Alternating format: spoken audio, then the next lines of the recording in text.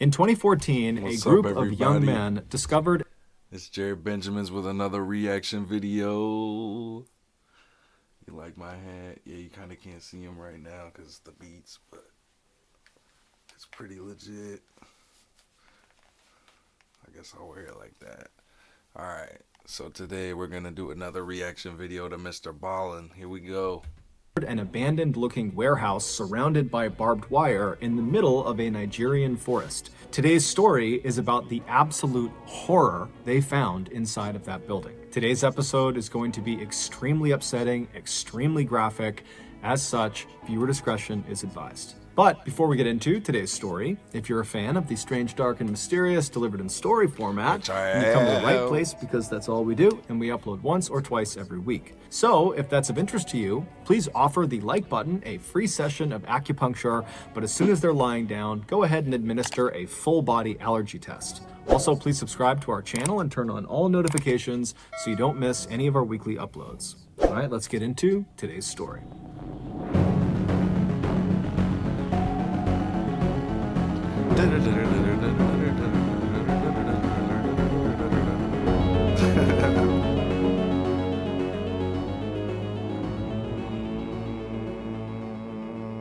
In Nigeria, motorcycle taxi drivers are called Okadas, and in Ibadan, which is one of Nigeria's biggest cities, home to 3.5 million people, there are a lot of Okadas. However, despite their massive numbers, these Ibadan Okadas are actually a fairly tight-knit community made up primarily of young men. And so in early 2014, when 2 of these Okadas went missing, the community immediately found out about it and was really concerned. And when the police did not appear to be doing much to actually go out and find these 2 guys, the community of Okadas decided to launch a search of their own. Basically, as they went about their day, driving around the city, dropping fares off, all of these Okadas would be going down side streets and looking in back alleys and checking all over the city for their missing members. But despite their best efforts, they never could find them. Then, on March 22nd of that year, a third Ibadan Okada vanished. He was a young man named Lanre Sadiku, and unlike the other 2 riders who went missing while they were at home, Lanre went missing while he was working. Lanre was part of a group of Okadas within the city who all kind of met up on the same city street, and that's where they stayed throughout the course of their day, trying to wave down fares as they came up. And so everyone in that meetup point all knew each other, and so they all knew Lanre.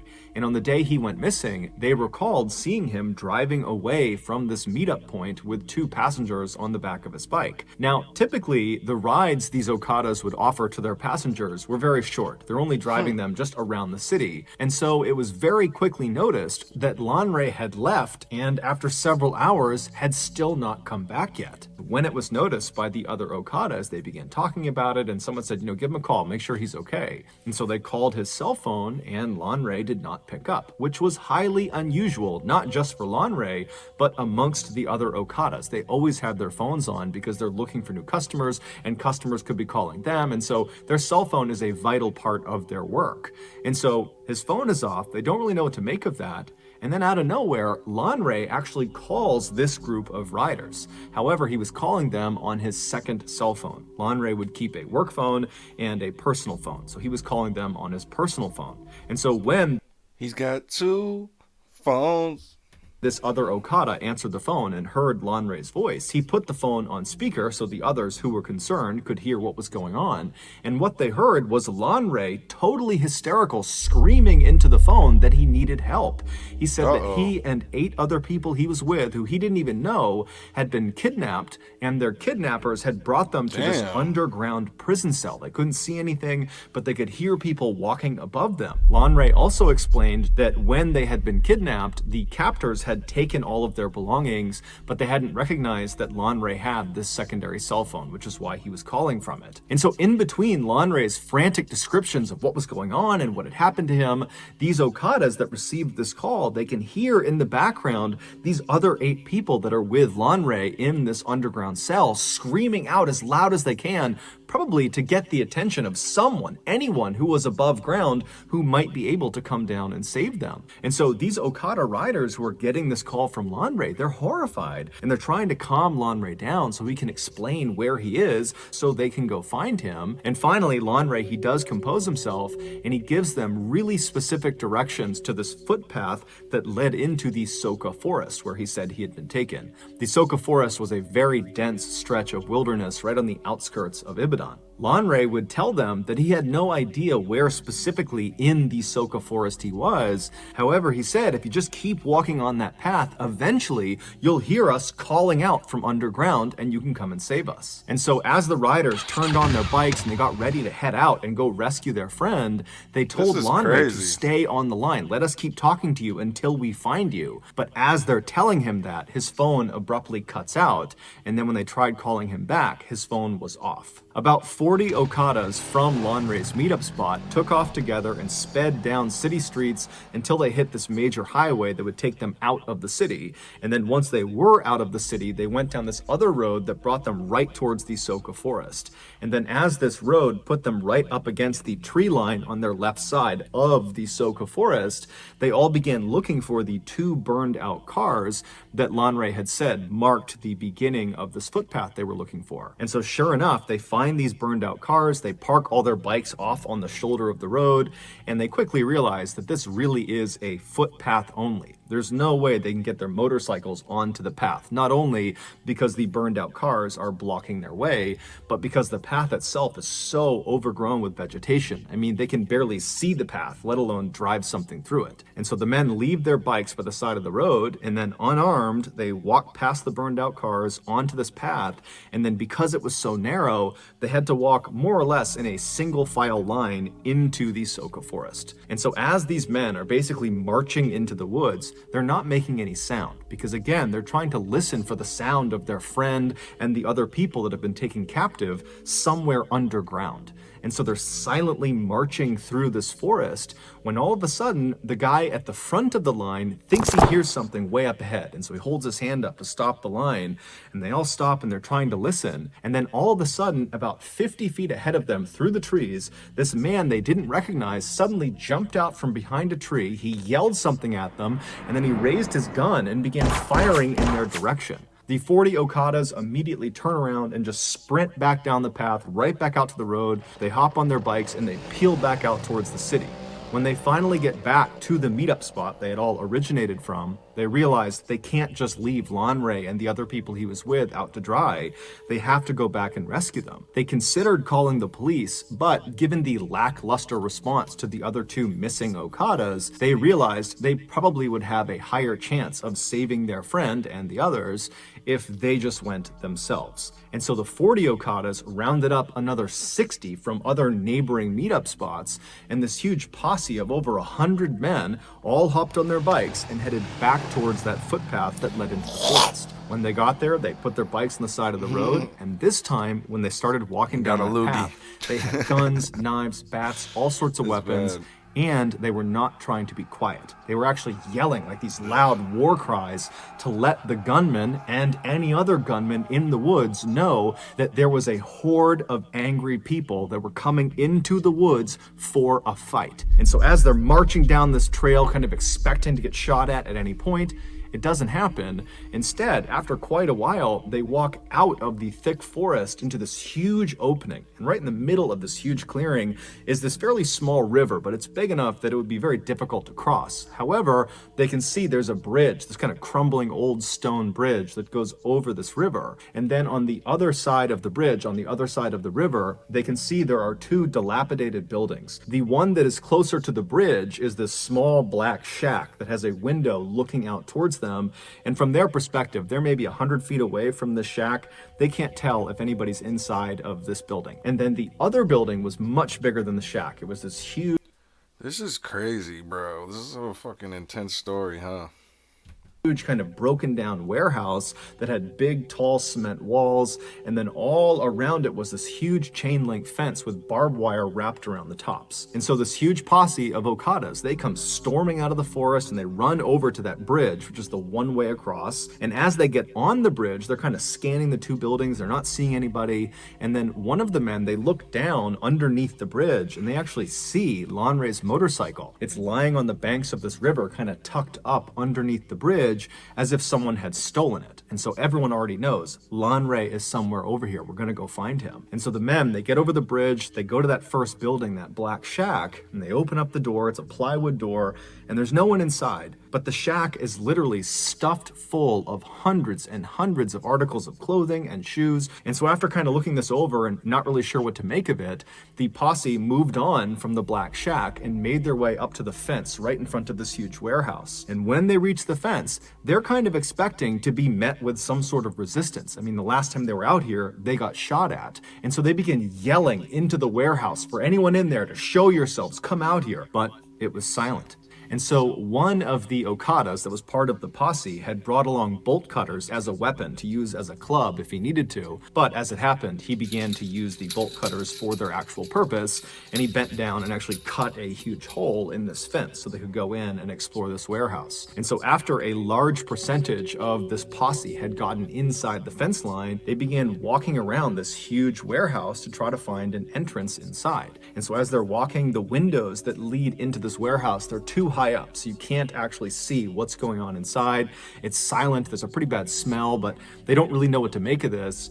They walk around the structure, and when they get to the very back, they find an entrance. All it is this big rusted piece of tin metal, like sheet metal, that's propped up against a gap in the walls of the warehouse. And so one of the Okadas grabs this piece of metal and he pushes it out of the way. And then as soon as he did that, a few other Okadas quickly stepped through the threshold into the warehouse, preparing themselves to have to fight potentially if there are gunmen or anybody else inside that might want to do them harm. But as soon as they see what is inside of this warehouse, they immediately lower their weapons and just stare in abject horror. According to the locals who lived actually in the forest relatively near where this warehouse was, they said there was actually another way to get to this particular area, to get to the warehouse. There was another path that was very rough, but it was big enough for one vehicle that came in from the other direction. Now, the locals said they didn't use this path at all. They didn't even know where it originated from. But they said for the last 10 years or more, they have seen one vehicle use this road all the time to get to the warehouse. And it was this black Jeep with black tinted out windows, and they said it would typically show up most nights of the week around 8 p.m. And they said it would just go down the road, it would make its way over to the warehouse area, and then around 9:30 p.m. they would hear or see the black Jeep leaving. Now, none of the locals knew who was driving this Jeep, although they knew it was a man. That was really all they knew. And they had no idea what this man did when he got over near the warehouse. However, for the last 10 years, every time this guy was over near the warehouse from 8 to 9:30 at night, they would typically hear screams coming from that part of the woods, coming from the warehouse. And when the locals brought their concerns to police, the police just kind of blew it off and didn't do anything about it and actually told the people, don't worry about it. And so over the years, the locals had kind of just accepted that this man in his black Jeep and the screams coming from this warehouse were just a part of life. And so no one even reported it anymore. Had the police followed up on the locals' concerns about this Jeep and the screams, they would have discovered that that warehouse was actually a storage facility for a very in-demand and very illegal product. And that man who drove that black Jeep, he would take this illegal product and he would bring it back with him in batches and he would sell it on the black market. When this posse of 100 plus Okadas pulled that metal door aside and they stepped into the warehouse, they were not met with any resistance. Anyone that had been there, any other gunmen or guards or anything like that, they had fled when they heard the sound of this massive posse whooping and yelling on their way in. And so as these Okadas are standing inside of this structure surveying surveying what's in front of them, the first thing they noticed is right in the middle of the structure on the ground is this cement slab. It's about 4 feet by 4 feet, and one corner of this slab was elevated slightly by some rocks that had been placed under it, kind of propping it up, pitching it on an angle. And then just off of the side of the lowest point of the slab was this wooden bowl that had dark stains inside of it that was positioned in such a way that if you put water on the slab, the water would drain off of that corner directly into this bowl. Basically, it was there to catch any runoff from whatever was happening on this slab. Around this cement slab, all over the dirt floor, were bones, some with meat on them. And then beyond the bones and beyond the slab, all around the perimeter of the inside of this building were extremely malnourished, catatonic people chained up to the walls. These people were the highly in-demand, highly illegal product. More specifically, their body parts were the This product. is terrible. In Nigeria, a stunning number of people believe that certain magic potions and charms will grant you wealth and success, and in some cases, infinite life.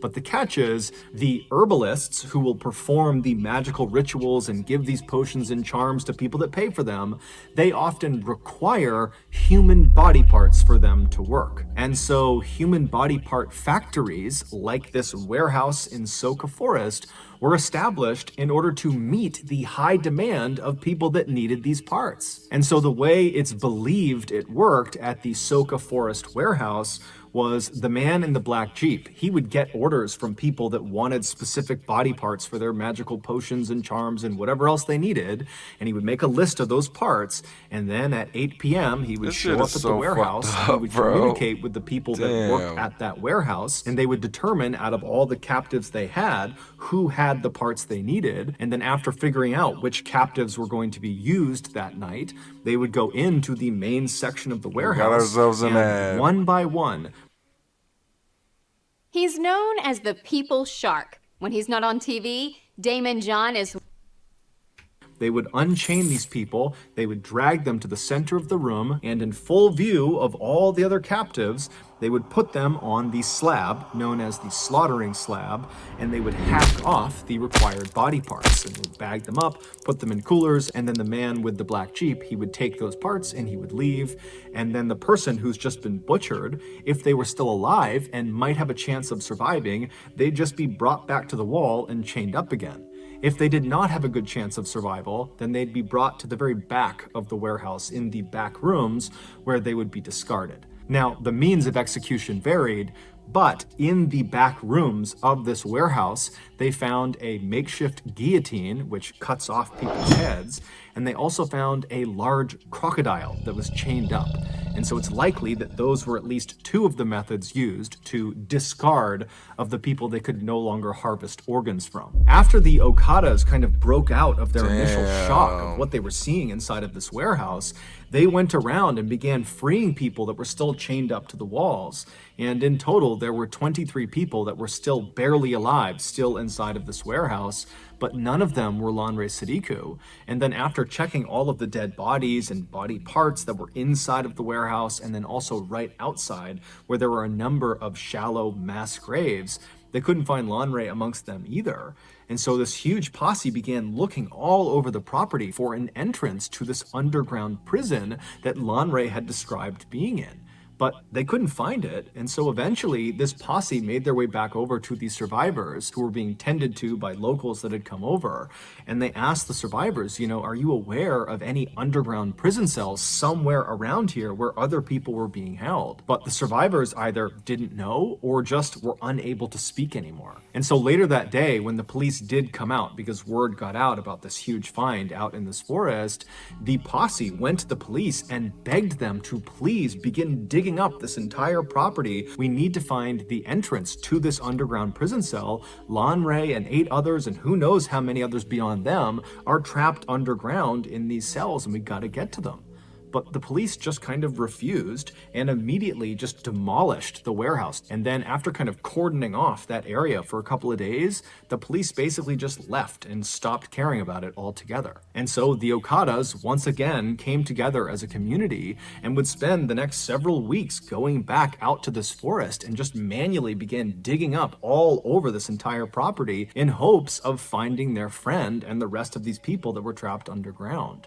But they never did. That's And so we don't know crazy. what happened to Lanre and the other people who were trapped in that underground cell. We don't know what happened to the other two Okada riders who went missing right before Lanre did, although it's generally assumed they most likely were kidnapped as well and probably met a similar fate. We also That have is no idea crazy, how man. many people were butchered inside of the Soka Forest warehouse. However, given the massive amount of clothing and shoes inside of that black shack, it's believed the total number of victims is easily in the hundreds. No one has ever been officially held accountable for the atrocities that took place in the Soka Forest. However, a couple of days after the warehouse was discovered by the Okada posse, the posse was back digging, looking for Lanre, when they discovered there was this man who was there who was kind of walking around acting suspicious.